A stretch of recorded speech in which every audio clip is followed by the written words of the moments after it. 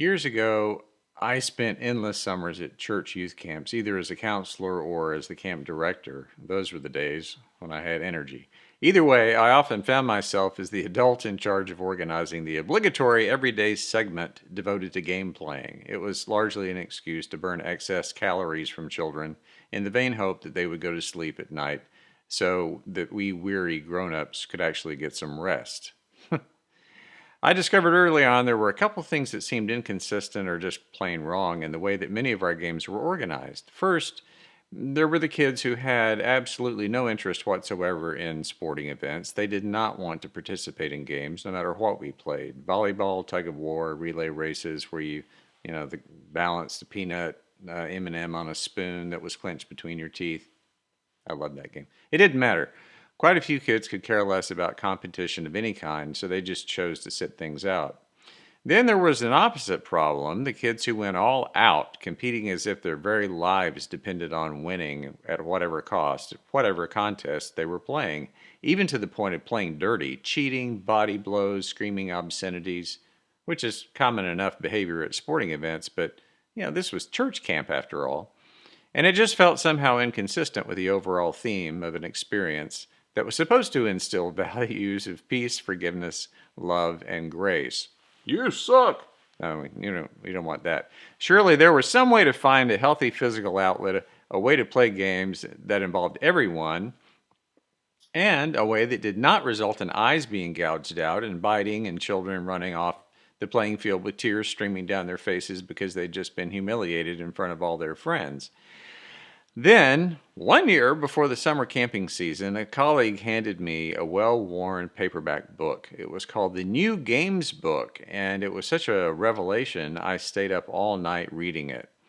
It appealed to me on a couple of levels. It contained a lot of games I could use at camp, and it had obviously been written by hippies, but very enterprising hippies, the kind that actually do productive things, like the kind of hippies who invented personal computers and that plant-based ground beef substitute that actually tastes like ground beef.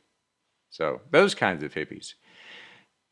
The book was published in 1975, and its overarching philosophy still challenges a lot of assumptions we make, not only about how we play games, but in a much larger sense, how we relate to each other, how we find ways to cooperate in our day-to-day lives, how we avoid conflict, not by avoiding it, but by creating a group culture where things don't devolve into conflict in the first place.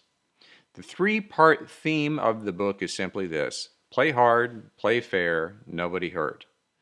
Some of the key ideas are: no one should be left out, eliminated, or unable to play. Games reflect the way real life works so they can be adapted and changed as needed. Games should require no or little equipment. The rules should be easy and fun. Competition and cooperation should coexist. While competition can be important, winning and losing is not. The New Games book originated from a series of events that were held in San Francisco and Golden Gate Park in the late 1960s and early 70s. One game was called Earth Ball. You may have seen that. It was a lot like soccer, except the ball is about 6 feet in diameter, made of canvas and rubber, and painted to look like a globe. After the ball was inflated, and without choosing teams, one of the organizers, the writer Stuart Brand, announced that there are two kinds of people in the world: those who want to push the earth over the row of flags at that end of the field, and those who want to push it over the fence at the other end. So, go for it! There was plenty of competition as the giant ball moved back and forth on the field, but curiously, as the ball approached the goal, players from the winning side would then start helping the losing side, and after about an hour of this, there was still no score. There simply seemed to be an agreement just to keep playing hard, and just for fun. As more and more people heard about it, the events grew, so they added more games. What was unique was that while playing the games, everyone was included. Some of the games were classics, such as tug of war, but with several hundred players all pulling on either end of a huge rope, but with people then switching sides whenever one side looked like they were winning. Some of the games were totally new, and most required no equipment. The human knot. Balls bounced up and down on a giant parachute. and being part of a human pinball machine. Now, there were people in charge to get things going, but they shared leadership with the players. Organizers would show a group how to play by gathering and playing with them. Then they picked someone else to organize the next group. So players became organizers and organizers became players. Out of these events, an organization called the New Games Foundation was formed, and the New Games book was published, containing dozens of games for anyone, anywhere from 2 people to 200 or more players.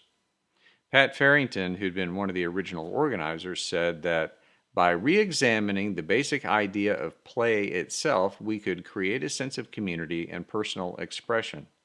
People could center on the joy of playing, cooperating, and trusting, rather than striving to win.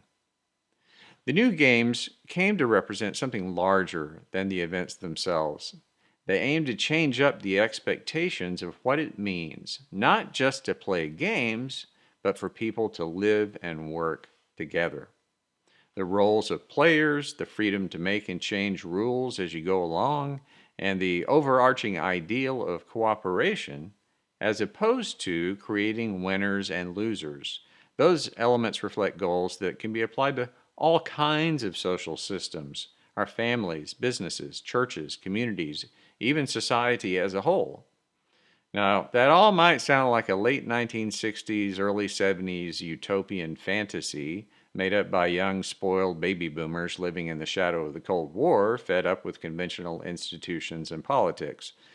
And there may be some truth to that, but it was also true that the mindset of many of those government and business institutions operated within was a winner-take-all competition, the assumption that life is a zero-sum game. The new gamer's ideal was to challenge those assumptions. The giant earth ball itself symbolized having the whole world in your hands. Was it appropriate for any one team to claim control over the earth's destiny? To claim victory by pushing it over some artificial line? Well, like a lot of things that sprang from the counterculture of the 1960s, the New Games movement had its moment. The foundation no longer exists, and as a society, we're still heavily invested in a worldview where the assumption is rarely challenged that conflict and competition, even if it's just in a game, is the normal, natural, and appropriate way that human beings are meant to operate. But without sounding too much like a naive hippie, I would still like to challenge that assumption because I've seen the incredible good that comes from the philosophy of play hard, play fair, nobody hurt. First of all, playing hard isn't just about games. The happiest people I know are those who think of the work that they do, when it comes down to it, as play. We know that for children, developmentally speaking, their play truly is their work. Play is how children learn to interact with others. It's how they explore the way things are put together, and it's how they create.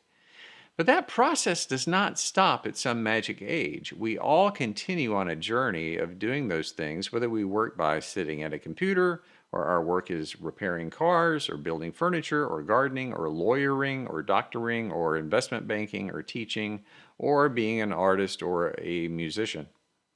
To do any of that successfully means we enjoy our work and we work hard at it. We may make the distinction between work and play, but it's worth asking, why? Why not think of our work as play and play hard at it? Playing fair is something we like to imagine we all do. At the very least, it's what we expect others to do to us, right? Our greatest indignation comes whenever we feel that we or someone we care about is not being dealt with fairly. To be fair is to be just. To be fair is to treat others as we want to be treated, honestly, transparently, and without prejudice. To play with the goal of nobody getting hurt requires us to go one step further. Being fair is one thing, a good thing, but making sure that no one gets hurt demands moral imagination and action. And by that I mean we place ourselves in the shoes of the other person. We go out of our way to ensure that they are doing well. We reach out beyond our self-interest to help. Not just because it's fair, but because it's the right thing to do. because we know that in the world we share, when anyone else is hurting, we're all hurting. Playing hard, playing fair, and nobody getting hurt is not a new way of doing things by any means, but it's worth revisiting. It's always worth it to stop and do a check to see if we're really operating that way. In our families, in the places we work, with the people we do business with, at church, in our community, and in our world. There's no good reason I can see why this model, where we truly desire for everyone to win, has any downside. Luke tells us of a time when Jesus sent 70 of his followers out through the countryside to visit every town and village that they could find. And their mission was to share the good news Jesus had been preaching and teaching, that God's love and acceptance is far more generous and expansive and inclusive than anyone had ever imagined. They went out to say that the ways of thinking about who we are in relation to one another and God should not be based on the assumption that my way of understanding God is right, so your way must be wrong. It's not about believing that God is a judgmental, punitive figure up in the clouds who's adding up all our mistakes and bad choices on some kind of a balance sheet. It's not about earning God's favor and love. It's not about winners and losers. It's about discovering the eternal love that's already within us that we are meant to give away. It's about the joy that comes when we play well together, when we help each other, when we strive to do good together. So Jesus told them, and he was right, that not everyone would be ready to hear their message. For those who were not, he said, just walk away. But for those who did embrace that message of love and grace, that is cause for celebration, and miracles are bound to happen. Things no one ever believed were possible will come true when people simply love one another as they need to be loved. Now, I mentioned my church camp experience, and in that setting for a week or more, away from home, isolated from the outside world, you have the opportunity to create a unique community, hopefully a microcosm of a beloved community that can then be taken back home and lived out in the real world every day. So it was interesting to see how using the new games model would affect that particular community at camp. What I witnessed were children who'd previously been wallflowers and not wanting to participate, suddenly sharing leadership roles and loving it. I saw kids who'd up until then had been primarily interested in beating the daylights out of the other side, figuratively and sometimes literally. They were still getting their competitive rush fulfilled, but they were also reaching out to help and protect their peers who lacked their strength or ability. One afternoon, I held an impromptu feedback session after we played a round of tug of war. In the new games type of tug of war, the rope was marked in the center, and the goal was to keep that mark in place above a line on the ground. Both sides pulled like crazy, but it was okay to switch teams. If one side was pulling the rope too far, a stronger player would rush around and join the other side to even things up. The game finally concluded with both sides just plopping down simultaneously in exhaustion. No winners, no losers, only laughter. We then sat around on the grass, and I asked the campers how they felt after just having played that game. And from the mouth of a fifth grader came one of the most profound spiritual reflections I have ever heard. She said, I liked it because this must be what heaven is like. In the end, we all came out equal, didn't we? We all won the game.